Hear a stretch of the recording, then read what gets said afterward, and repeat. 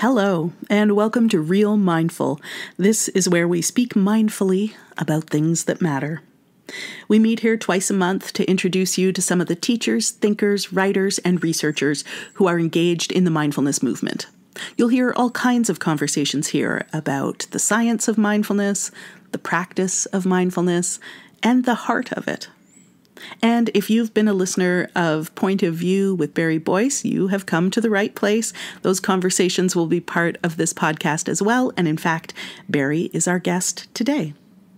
I'm Stephanie Domet. I'm the managing editor at Mindful Magazine and mindful.org. And this is Real Mindful.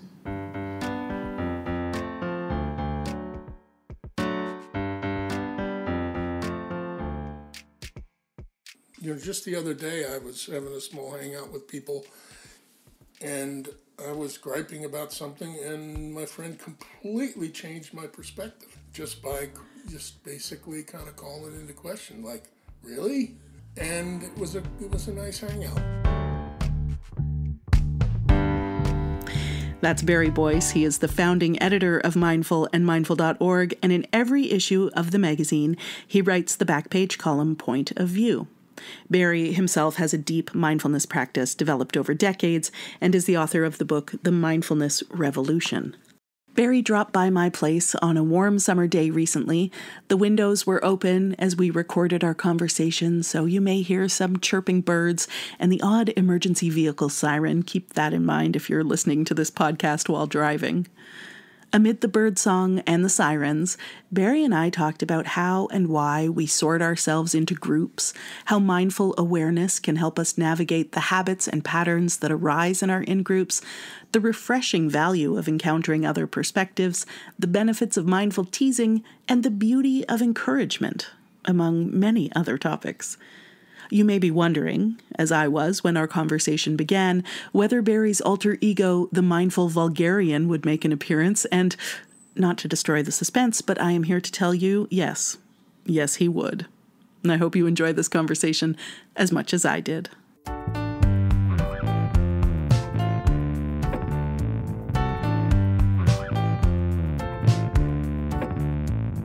Barry Boyce, hello. Hello, Steph. Welcome to Real Mindful. Nice to be doing this. Great to have you here. Really nice to see you in person. Yes, the pandemic has prevented this three-dimensional interchange, so it's nice to be back. Tentatively back. Back for now. We'll see what happens next. In the August issue of Mindful, you write about the ups and downs of community, of being part of the group, hanging out. And here you and I are hanging out in person at my house for the first time in a really long time, more than a year for sure for us. And as hangouts slowly come back into our lives, what do you value most about them? Yeah, I think I am someone who likes isolation and being alone. So that wasn't horrible. I enjoy solitude. At the same time, the echo chamber and the thought loops not getting interrupted is not so great. You like to be around other people and hear what's going on with them and their vibe, and there's something that gets created when more than one person is together, and particularly a group of people, kind of a hubbub, and where there's, at least in cultures I come out of, a little bit of interrupting and but not rudely so, and it extends your world when you hear what's going on with other people and how they're perceiving things, and when you bring stuff to your crowd or your friends who you're hanging out with, it gets processed externally rather than just internally, and just the other day I was having a small hangout with people, and I was griping about something, and my friend completely changed my perspective just by just basically kind of calling into question, like, really?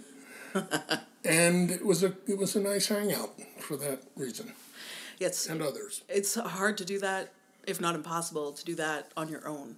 No matter how acute your critical thinking is, it can be really hard to change your own mind, bring some fresh perspective.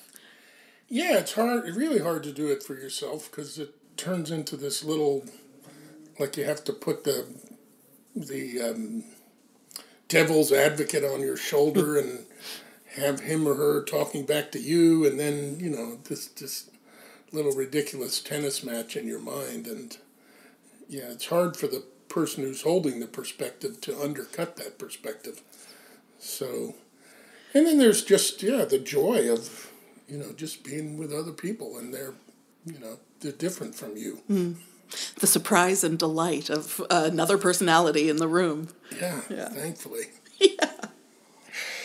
You touch on two things in your point of view column in the August issue that I've been thinking about a lot.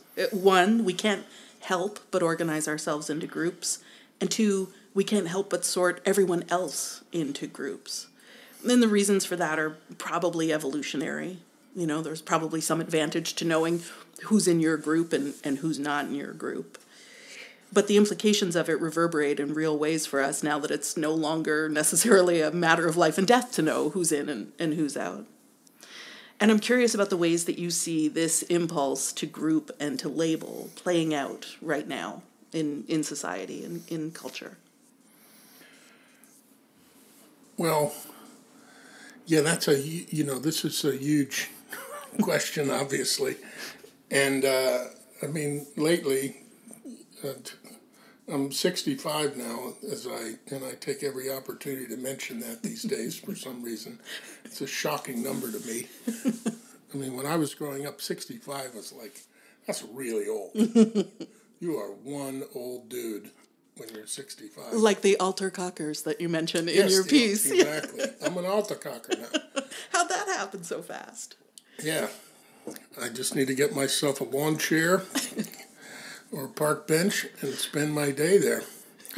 But as I do get older and have practiced mindfulness for quite a little while now, it's the aspect of mindfulness that grows into awareness that tends to interest me a lot these days. That mindfulness is about having that immediate focus so that you come to be present where you are in the moment. And when you become more comfortable with that, you start to notice more things, perhaps without an immediate judgment and more dispassionately, and kind of look at the whole picture. And it would be so much easier if everything were one thing or the other. If things were divided into the side of the bad and the side of the good, the side of the light and the side of the dark, that competition is bad, cooperation is good, that individualism is bad and community is good, or everything comes as a whole picture, really. So, for example, we want to join with and be with other people. It's necessary for life. It's extremely hard, basically impossible, to survive on one's own. No man is an island. Yeah, absolutely. And so you would think, okay, that's a universal good. But when we look at the habits and patterns of being together with other people, like, the feeling with somebody when they know the same slang as you, Yeah. right? Yeah. And you just feel this immediate, like you, the thought travels so fast Yeah. from across the gap. That's right. You both know what you're talking about. You both know what you're talking about instantly. Or if you have a shared perspective about movies you've seen. Right. Or a particular music. Or a relationship with your siblings where you had roughly the same childhood, for instance, if you're close in age, right? Exactly. And those create literal bonds. So then, over on the other side of town, somebody else is creating those bonds. Yeah. And those bonds have a certain kind of shared experience and a certain kind of shared language. Yeah. And by definition, you're not that. Right. And by definition, they're not what you are. So the othering happens as a natural outgrowth of this bonding. Before any toxicity enters into it at all. Right. So for a very long time, we've ended up with ourselves walled off a lot from other groups. Right. And so our neighborhoods are often very homogeneous, and despite whatever efforts there are to crack that, they remain so in so many cases. And it's very hard to find ways to cross that boundary. So it feels like to me we're at a point in this, to say society, American society, I don't know what anyway, the society that I'm part of and understand, we've reached a point where all our ideas about togetherness and crossing boundaries and allowing people to be who they are running up against the fact that we still don't spend enough time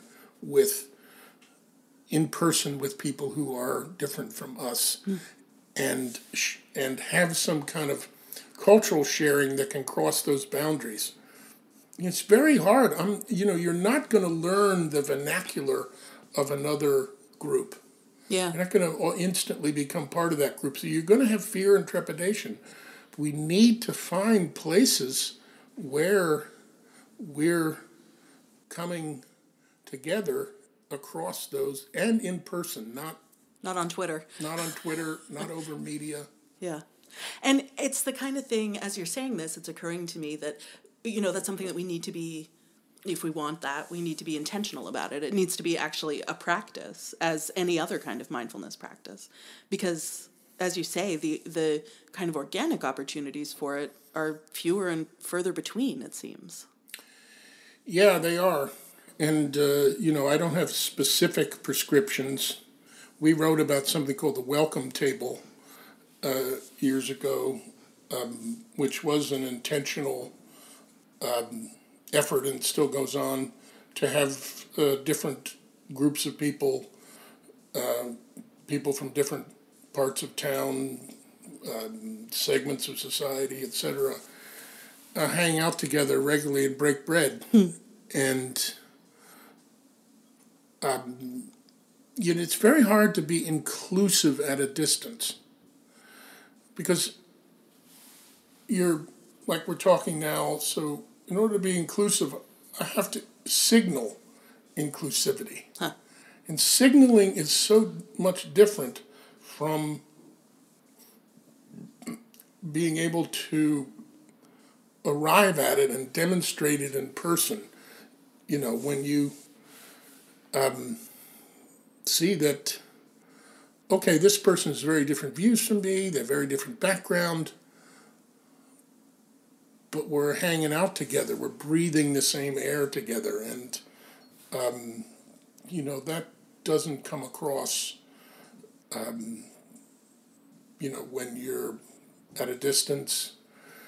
We do our best, but it's, incomplete. Yeah.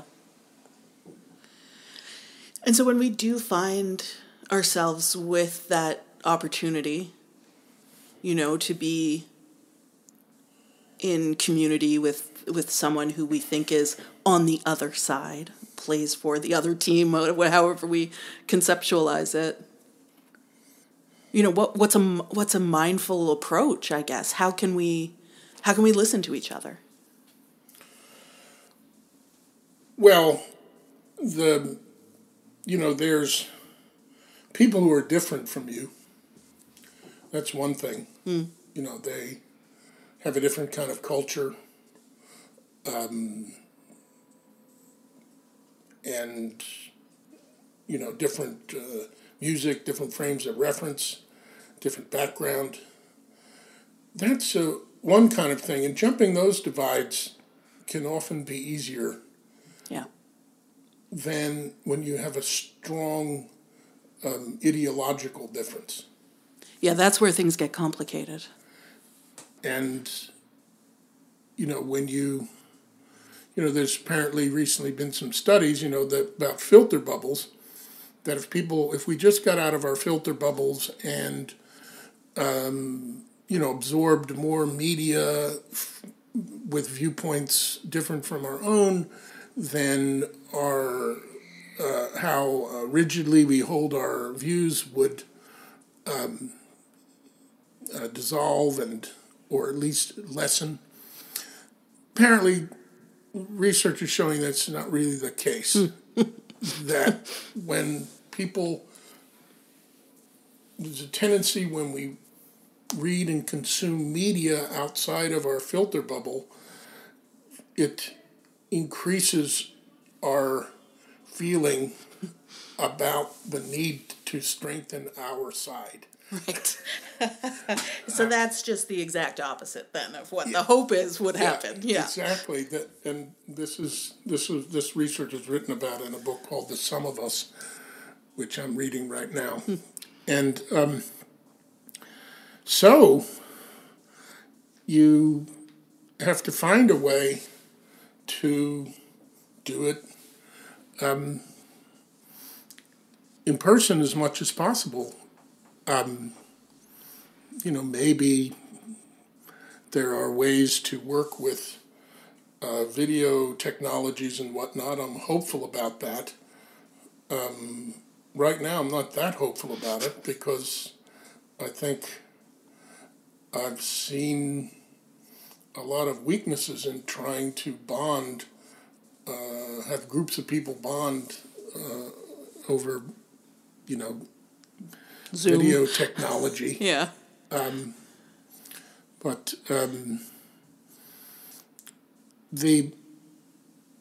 I think there's also certain kind of habits that would work on Zoom as well, like so-called council principles, where, the talking stick, where you let somebody have their moment and really listen and absorb.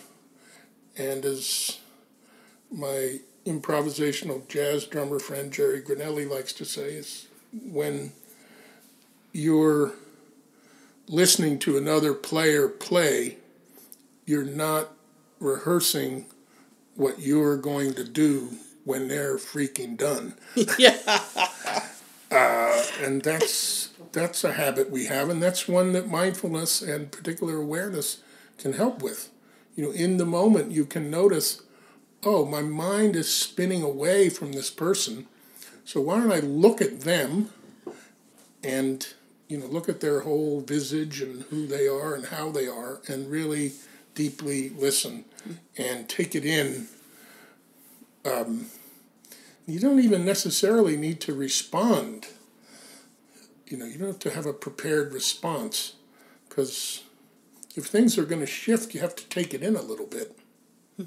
So I don't know what kind of a response that was to the question that happened a while back, but I've been taking it in. That's what I'm thinking about right now. It's making me think about one of the experiences that really kind of opened me up and helped me kind of encounter other points of view that are diametrically opposed to the points of view that I hold, was being a public radio host, live 3 hours a day, 5 days a week for 8 years, talking to a lot of people who had stories that were different from mine and points of view that were different from mine. And the job was to actively listen, to ask them questions that would allow them to share their point of view, and also to offer questions that would challenge their point of view, because my role was to be a proxy for any listener. So any listener would want to hear this point of view and would also potentially be shouting at the radio some challenge questions. So it was my job to kind of try to channel that energy. And one of the things that I learned through that experience was, something that I know is reflected in a certain kind of mindfulness practice. Like, this person is a person just like me, and they want to be happy just like me, and they want to be safe just like me. And that was an amazing experience. That was hundreds of hours of being in contact with people who most times I didn't know them yet. Many times they were quite different from me, coming from a different perspective than I was coming from. That is not a replicable assignment for most people, that kind of one-to-one conversation, but our lives do offer us these opportunities. No, it's not, but it does provide a bit of a counterexample to what I was saying about the drawbacks of trying to do things with media or at a distance. If people are having a real dialogue, and that dialogue is what gets shared on the airwaves, and people can feel like they're in the middle of that, I think it can be helpful. Some of my favorite movies have been movies that have been conversations. My Dinner with Andre is a great example. Yeah. It's just one long conversation, but it you feel like you're hanging out. And in the best kind of radio, you feel like you're hanging out with those folks who are talking with each other, rather than somebody who's just blaring their point of view. I think the thing about doing it in person, too, as I'm thinking about this, is the challenge of different viewpoints is that we have to share a world. Yeah, right. We have to... That's a really practical challenge. Yeah. We have to figure out how to get food, clothing, and shelter together, and, avoid war and needless death, and, take care of people's health, and... Try not to burn the place down if possible. Yeah, and do it in a, a communal way. So when you are sharing a meal, it's a literal embodiment of that principle, that you're sharing a world. And that's the big challenge of getting isolated and separated and segregated as much as we are, that it's easy to think, I don't share a world with those folks. I need to get them out of my world, or change the world in such a way that they become irrelevant. And that's not a good place to start. I think of that sarcastic question that was, that kind of comes in and out of fashion. A kid said it to me the other day. What color is the sky in your world? It's such a, it's just up there. And the idea that it might be a different color in my world than it is in your world is like hilarious and ridiculous. And I get what that phrase means. But as you're talking about this world that we have to share, it's like, it is the same sky that's over us. No, I mean, that's a beautiful thing, actually. The sky is a wonderful metaphor and one that's often used in meditation. Because, when you look up and around, or you're standing on a mountain, you see the shared world. You see that bigger whole that I was talking about, where you have to deal with all the sides and how those sides can work together. What I was talking about earlier, with community versus individualism, when you, at the very moment, part of awareness can be that at the very moment that you're bonding, you can have a little sense of the danger of it as well. Yeah, right. That it's a subtle thing, but keeping a bigger perspective. When people give meditation talks, if they're thinking too much about the group that they've always been within, all of their references will be about that. The examples will be drawn from that world. The worst example is, talking about stress as not being able to get your brand of corn chips at Whole Foods. It's a stressor that may not translate for a whole F load of people in the world. It can be a bit of a rarefied air that you're breathing on the way to the Whole Foods to get your corn chips, yeah. Yeah. I really like that train of thought that you're on there about the, at the very moment that you're bonding, having that awareness that there's some danger there because the risks to this sorting, right, besides the othering and the us and them of it, is that we might fall into some kind of groupthink with no one around to say, wait a minute, what? You call what's needed a kind of gentle accountability in the column that you wrote. Can you give me an example of what you're thinking of there? Yeah.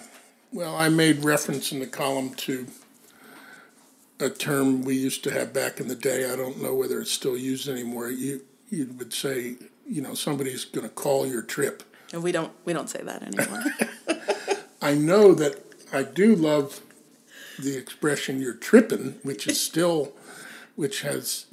means you're making stuff up. You're living in a fantasy. You're living in a fantasy world. You're tripping.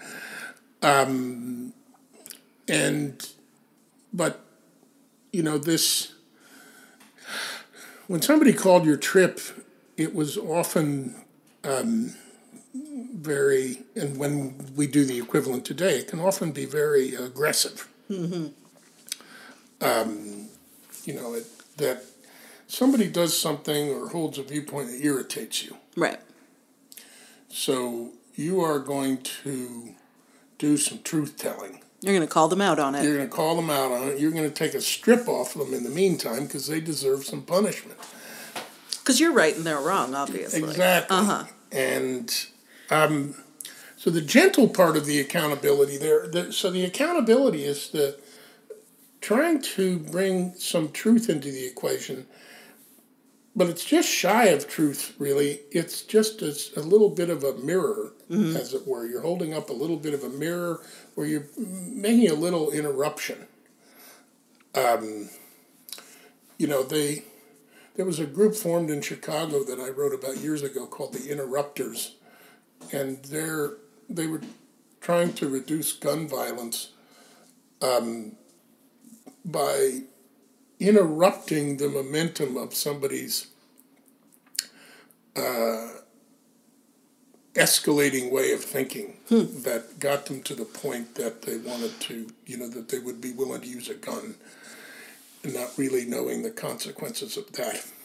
So this idea of interrupting, you don't know whether you're right or you're wrong, but if you can just interrupt the momentum of somebody else's thinking, are you sure about that? Yeah. Are you? Hey, come on, man. Are you really sure about that? Yeah. Is that what you mean? Is that what you want to say that? Yeah. Uh-huh. So tell me more. Why do you think that? Or it could be as simple as, hey, come on. Yeah, right. Like, we've all said that to a friend or a spouse, perhaps. Yeah, exactly. And if somebody, I have a tendency to be lazy, and I have a friend who has a tendency to be hard driving, the exact opposite. And we call each other on that all the time with a lot of jocularity. And it could be that we're just kind of razzing and joking each other.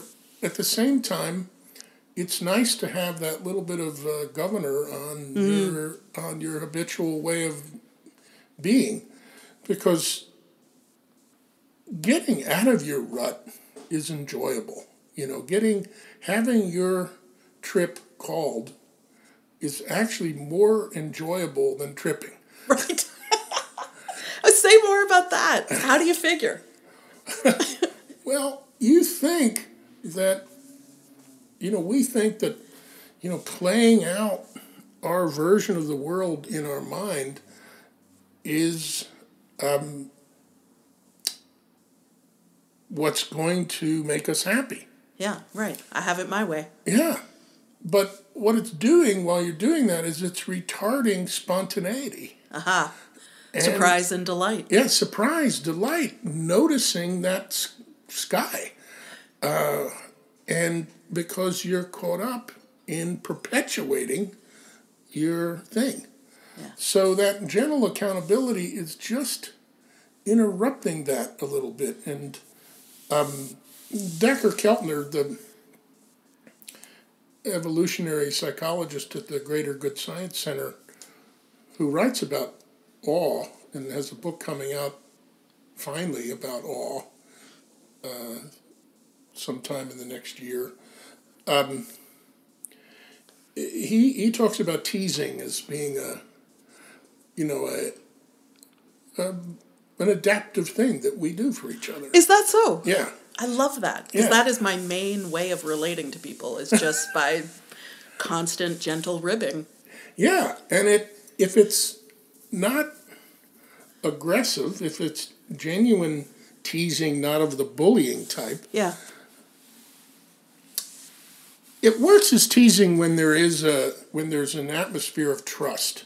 Yeah. So, for example, in the welcome table example, so if this is the first time you're hanging out with somebody who has a completely different background from you, completely different ethnic and socioeconomic situation, and maybe different viewpoints, you're not going to be teasing each other on day one. Yeah. But you know that enough of a bond has, there's been enough that's traveled across that gap when you can start to tease each other. Yeah. And have that kind of gentle accountability. And it is actual mindfulness, because it brings you into the open moment and not your trip that you're constructing in your mind. Okay, well, this is terrific news for me.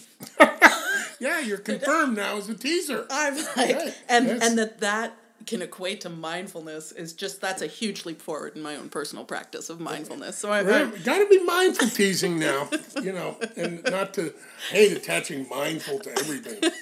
Mindful carpentry, mindful dog walking, mindful nose picking, mindful. I wondered when the mindful vulgarian would arrive, and here he is. He's just swept in. Toenail clipping. But mindful ribbing and teasing, because, we do not want to be promoting bullying. Certainly. Which that is would be the wrong that's thing. the teasing that's trying to hurt. Yeah. And it's interesting. It goes back to that original thing. Everything has this yin and yang quality to it. This beautiful thing, teasing, can be a horrible thing. Right. If first of all there's malicious intent, but also if there's not that atmosphere of trust. Yeah. If somebody is, they can't tell that it's meant with love. That's right. It was my whole family culture is teasing. That's how we communicate our love to each other. And when my spouse and I first got together, that was not his experience at all. And so it caused a lot of conflict because he couldn't understand what I was doing. And I didn't know that he couldn't understand what I was doing because it had always been the way I expressed myself. And so, there were many conversations where I would say, like, you have to know, one thing you have to know about me is that I am almost always kidding. Like, this is not real feedback. I'm loving you with this teasing. And he was like, that is not how I hear it. I hear it as criticism. And it took us a long time, but just this morning he set up this little recording studio for us, and we did a sound check, and I did like a little mock welcome to Real Mindful. My guest today is Kev Corbett, who is always who is a mindfulness master, always exactly in the moment he's in, whether you want him to be or not, because that's the other bone of contention. I'm always in the future, and he is right in this moment. We've come a long way with that teasing, but you're right. It does require that relationship, that understanding, that trust, and to be delivered with love. That it's not delivered as a critique. That's part of getting, creating a bond with people is testing those boundaries a little bit, and kind of repairing the damage when it happens, because you can't, the alternative of walking on eggs and never trying things out. Talking about teasing culture, my family's from New York, and there's a very kind of there's a more than teasing is sarcasm and hey, what's your problem? Come on, what's the problem here? And people would think, man, New Yorkers are so aggressive. Yeah. But New Yorkers are showing love to each other when you're jammed together with 8 million other people and jostling and bumping. This is a kind of lubricant. Mm-hmm. So what's your problem already? Okay, and that's love, not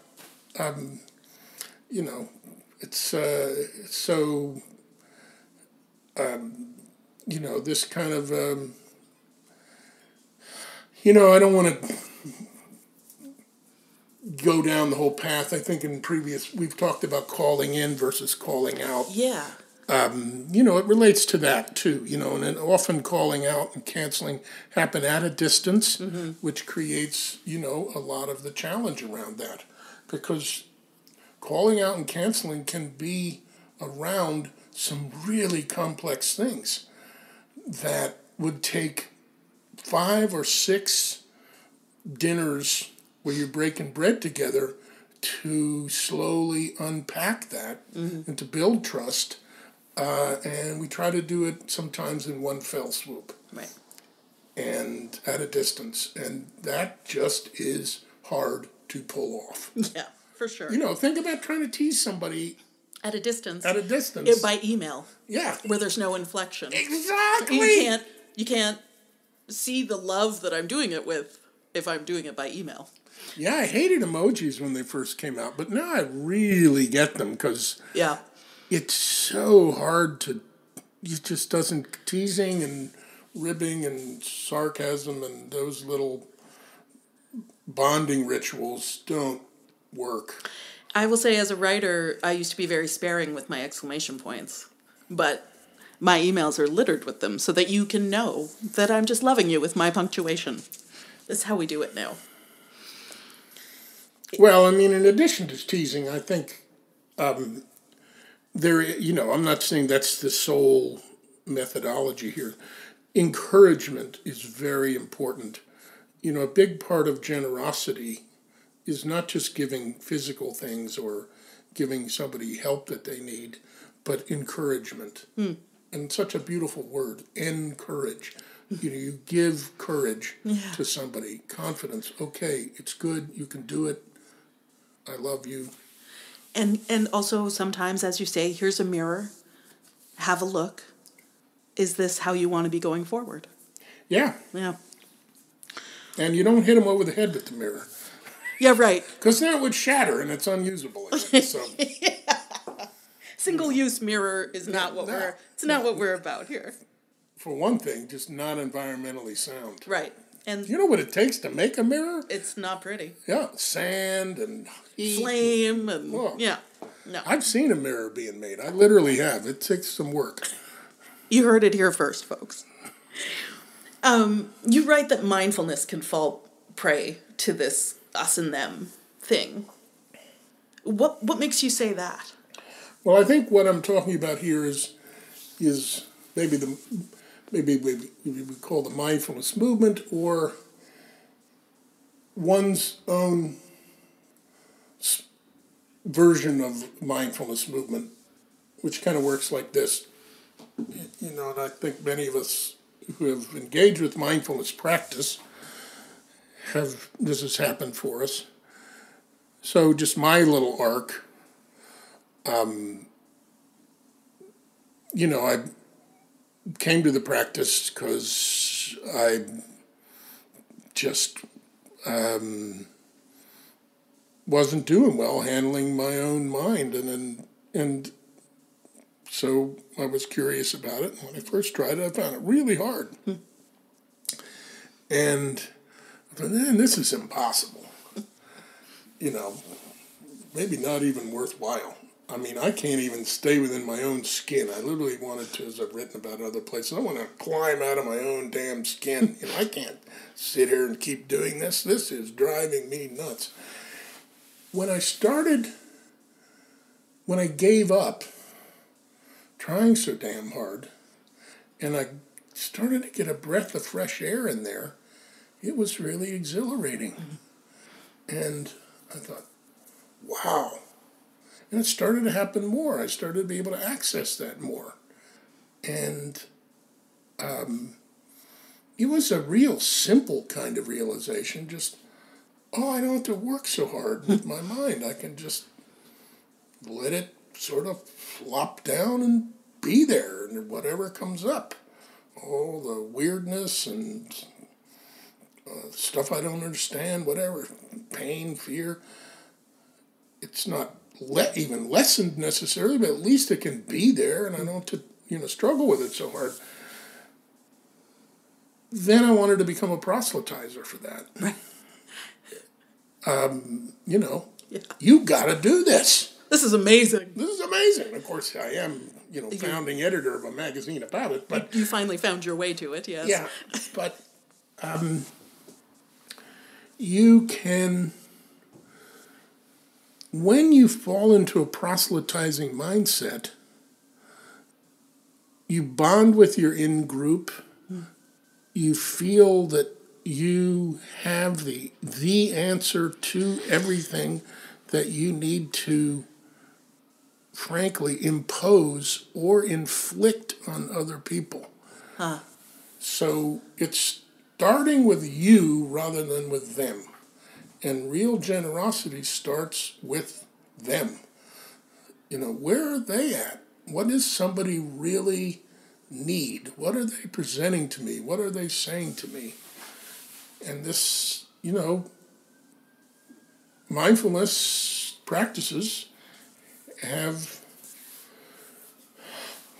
been reserved for more select groups of people historically, and it's expanding and changing, but one needs to be on the lookout for a kind of in-groupiness that just naturally arises from appreciating something. Yeah. So I'm talking about it as, circling all the way back, as the outgrowth of a good thing. Watch out for those things that are the outgrowth of a good thing. Because you're doing something good, and it feels good, and so it must be good when you start imposing it on somebody else. Right. And the goodness of it all has kind of drugged you into missing that. Yeah. And if you've ever been proselytized about anything, you know what I'm talking about. Yeah.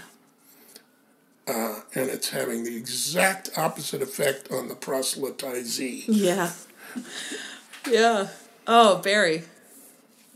That's amazing. That's beautiful. That's exactly where we needed to get to. Beautiful.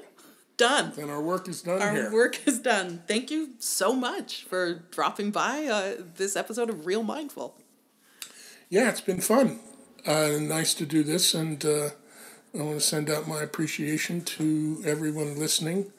May you find well-being in your life, in your family, in your friends, and beyond. Thank you.